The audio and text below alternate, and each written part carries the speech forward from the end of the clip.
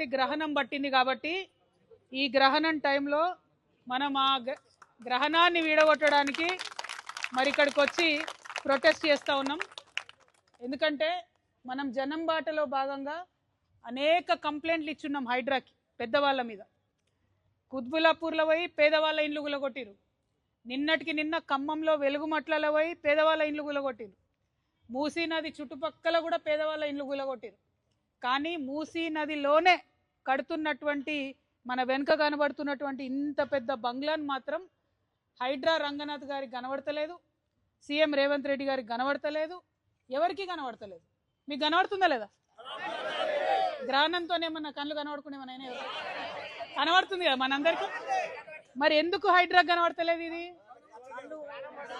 అది ఇవాళ హైడ్రా రంగనాథ్ గారిని నేను ఫోన్ చేసిన, కలెక్టర్ కాన్ఫరెన్స్లో ఉన్నా అని మెసేజ్ పెట్టిరు. నేను మా జాగృతి నాయకులను అడుగుతున్నా, అబ్బా రంగనాథ్ గారు బుల్డోజర్ తీసుకొచ్చే వరకు మనం ఇడు ఉందామా? పక్క ముచ్చట్నా? మళ్ళీ మాట తప్పుతారా? అంతేనా? సో అప్పుడు ఎప్పుడు కమిషనర్ గారు కాల్ చేసినా కూడా అప్పుడు బుల్డోజర్ తీసుకొని రమ్మని చెప్తాం. ఇక్కడనే ఉంటాం బుల్డోజర్ తీసుకొని వచ్చేంత వరకు. ఎందుకంటే మనం మన జనం బాటలో 4 నుంచి 5 పెద్ద పెద్ద ఇట్లాంటి బిల్డింగ్లే నదులను చెరువులను కబ్జా చేసిన ఇచ్చినాం. రంగనాథ్ గురు కూడా యాక్షన్ తీసుకుంటా అన్నారు. ఎక్కడ యాక్షన్ తీసుకోలే. యాక్షన్ ఎక్కడ తీసుకున్నారు? ఖమ్మంలో వెలుగుమట్లలో 600 మంది పేద ప్రజలను అక్రమంగా భూదాన్ ల్యాండ్లకి వెళ్ళి తీసి బయటేసారు. ఖచ్చితంగా ఖమ్మం కూడా పోతాం ఒకరోజు. కానీ ఇవాళ ఇక్కడ మూసీ నదిలో ఆ పక్కన మధు పార్క్ రిడ్జ్ అనేటటువంటి మధ్యతరగతి వాళ్ళు కట్టుకున్నటువంటి అపార్ట్మెంట్స్ ఉన్నాయి.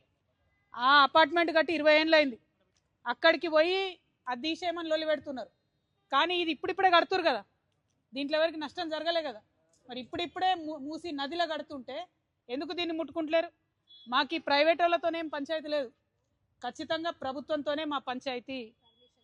పర్మిషన్ ఇచ్చింది బీఆర్ఎస్ ప్రభుత్వం.